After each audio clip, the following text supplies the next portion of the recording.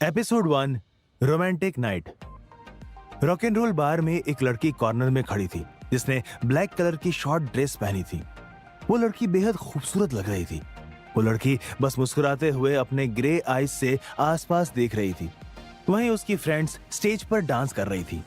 तभी उसके पास एक लड़की आई जिसने रेड कलर की ड्रेस पहनी थी। उसका नाम नैना था। नैना उस लड़की का हाथ पकड़कर बोली, बानी, चलना डांस करते हैं, क्या यहाँ अकेली खड़ी है? जो लड़की डांस फ्लोर के सामने एक कोने में चुपचाप खड़ी थी उसका नाम बानी मेहरा था, और जो उसे डांस फ्लोर पर बुला रही थी वो थी बानी की दोस्त नैना। बानी मेहरा एक 19 साल की लड़की थी जो अभी सेकेंड ईयर में थी। वो दिखने में बेहद ही खूबसूरत थी। बानी की फैमिली में उसकी माँ और एक छोटा भाई था। बानी आज अपने दोस्तों के जिद करने पर पहली बार उनके साथ बाहर घूमने आई थी। नैना बानी की बेस्ट फ्रेंड थी और एक रिच फैमिली से बिलोंग करती थी, इसीलिए वो मुंबई के सबसे महंगे बार में आए थे। बानी एक नजर आसपास देखकर बोली, नहीं नैना, तुम सब डांस करो, मुझे नहीं करना। नैना ने कई बार कहा पर बानी हर बार मना कर देती। हार मानकर नैना वापस चली गई। वहीं उसी बार में एक प्राइवेट रूम में एक आदमी सोफे पर किसी राजा की तरह बैठा था जिसकी उम्र लगभग 26 साल होगी। उसके आसपास दो लोग खड़े थे। उस आदमी का नाम रेयांश ओबेरॉय है, जो पूरे एशिया ही नहीं बल्कि दुनिया पर राज करने वाला एक हार्टलेस माफिया है। कहने को वो एक बिजनेसमैन था, पर सबको पता था कि वो अंडरवर्ल्ड का किंग है। रेयांश दिखने में बहुत हैंडसम था, जिसकी हाइट 6 फीट 1 इंच थी और आंखों का रंग गहरा नीला था। पर उसे देखने की हिम्मत किसी में नहीं थी, क्योंकि वो दिखने में जितना हैंडसम था उससे कहीं ज्यादा खतरनाक था। रेयांश अपनी कोल्ड वॉइस में बोला, डील कैंसल। यह सुनकर सामने बैठा विनय बिरला घबराते हुए बोला, मिस्टर ओबेरॉय, प्लीज ऐसा मत करिए, मैं बर्बाद हो जाऊंगा। रेयांश ने एक नजर विनय को देखकर अपने साइड में खड़े शेरा को इशारा किया और उस रूम से निकल गया। शेरा रेयांश का राइट हैंड था और उसके लिए जान देने के लिए भी तैयार रहता था। वो रेयांश का इशारा समझ गया था, इसीलिए अब विनय बिरला को कोई नहीं बचा सकता था। दूसरी तरफ बानी अकेले बैठी बोर होते हुए अपना मुंह बनाकर आसपास देख रही थी। बानी ने अपना फोन चेक करते हुए खुद से कहा, ओह गॉड, कब खत्म होगा ये सब? मैं तो बोर हो गई। तभी एक वेटर ने बानी को एक जूस दिया। बानी ने ध्यान ना देते हुए वो जूस ले लिया और पीने लगी।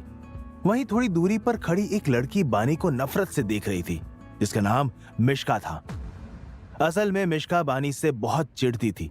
वो बानी को नफरत से घूरते हुए बोली, आज तो तुम गई बानी, तुम्हारी वजह से कॉलेज में मैं सेकंड आई। अब तुम किसी के साथ रात बिताओगी और बर्बाद हो जाओगी। इतना बोलकर मिश्का नफरत से मुस्कुराने लगी। इधर बानी ने जूस पी लिया था और अब थोड़ी देर बाद उसे कुछ अजीब लगने लगा था। उसने एक नजर स्टेज की तरफ डाली, फिर सबको बिजी देख वहां से वॉशरूम एरिया के लिए निकल गई। बानी का सर भारी होने लगा था, इसीलिए उसे कुछ समझ नहीं आ रहा था। वो वॉशरूम ढूंढते हुए वीआईपी एरिया में बने रेस्टरूम की ओर आ गई। तभी बानी एक रूम के सामने लड़खड़ाते हुए आई और दरवाजे को धक्का देकर खोल उस रूम के अंदर आ गई। वो रूम काफी बड़ा था। बानी के ऊपर ड्रग्स का असर होने लगा था। असल में मिश्का ने उसकी ड्रिंक में ड्रग्स मिला दिया था। तभी वॉशरूम का गेट खुला और रेयांश बाहर आया।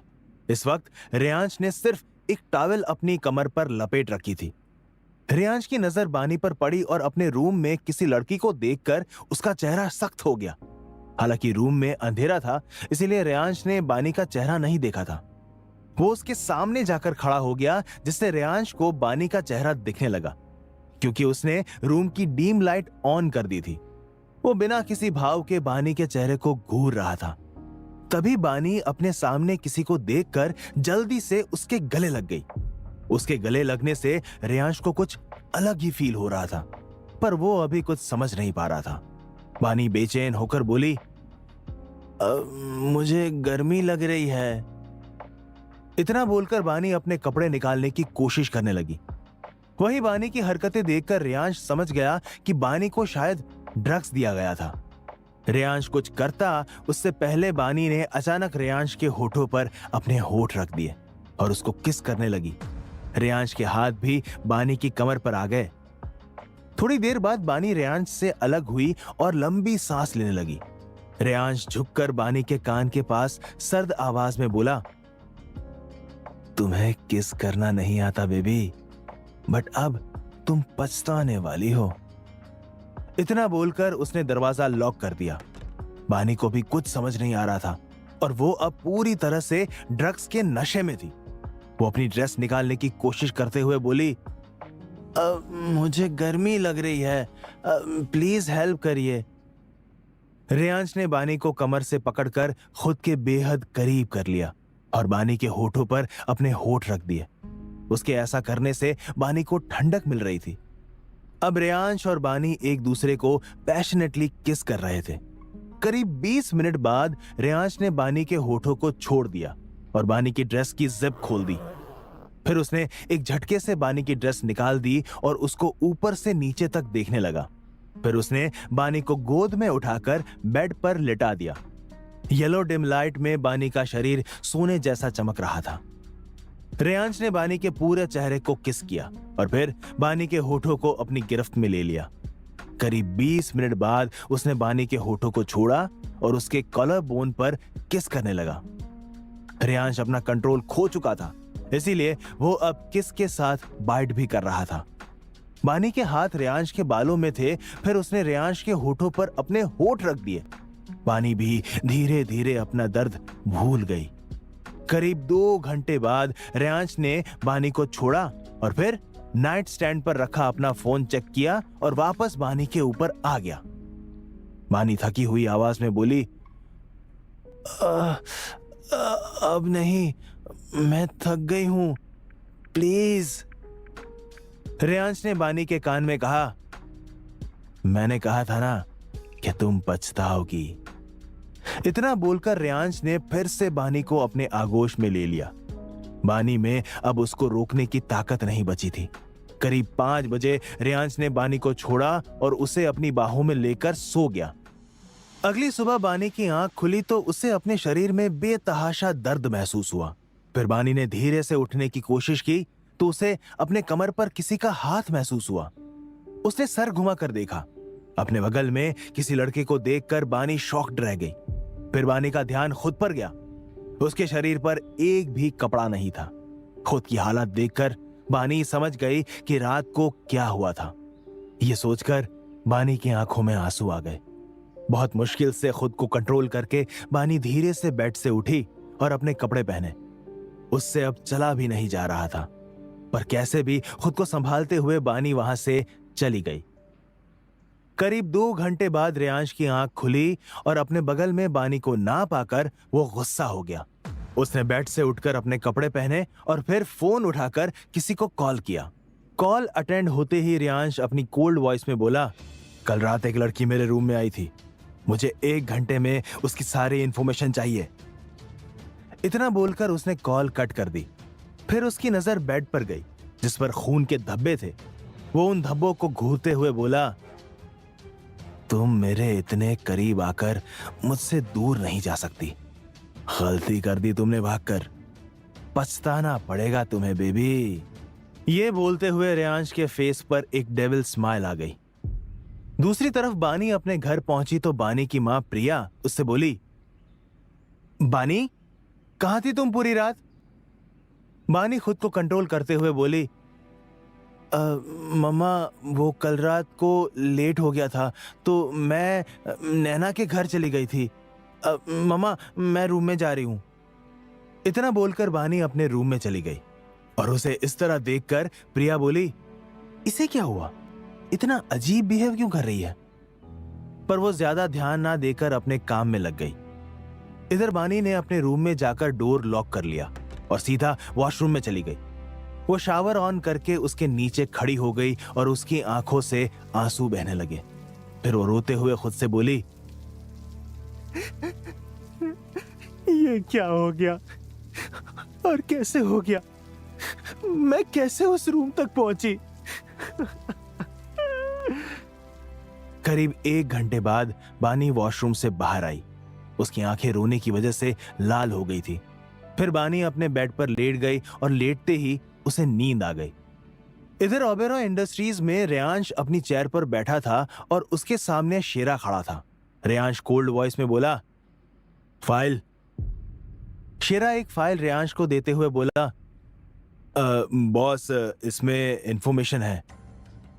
रेयांश ने वो फाइल ले ली और शेरा को इशारा किया। शेरा तुरंत बोला, बॉस, उसका नाम बानी मेहरा है और वो 19 साल की है। घर में माँ और एक 15 साल का भाई है। बाप नहीं है। अभी बिजनेस मैनेजमेंट की पढ़ाई कर रही है और सेकेंड ईयर में है। फिर थोड़ा रुककर आगे बोला, ये हमारे ऑफिस में पार्ट टाइम जॉब करती है। शेरा की ये बात सुनकर रेयांश शेरा को देखने लगा।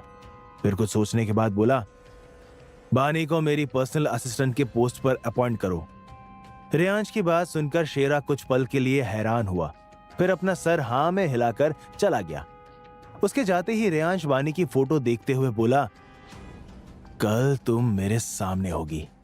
तुम्हें पता है, मैं अभी भी तुम्हारी खुशबू महसूस कर पा रहा हूं। फिर अपनी आंखें बंद करते हुए बोला, ओह बानी, एक बार कल तुम आ जाओ। मुझे तुम्हें फिर से फील करना है। आई वॉन्ट यू बानी, I want you badly. College में नैना परेशान सी कैंटीन में बैठी थी। तभी मिश्का उसके सामने वाली चेयर पर बैठते हुए बोली, क्या हुआ नैना, इतनी परेशान क्यों हो? नैना मिश्का को देखते हुए बोली, यार पता नहीं बानी को क्या हुआ है।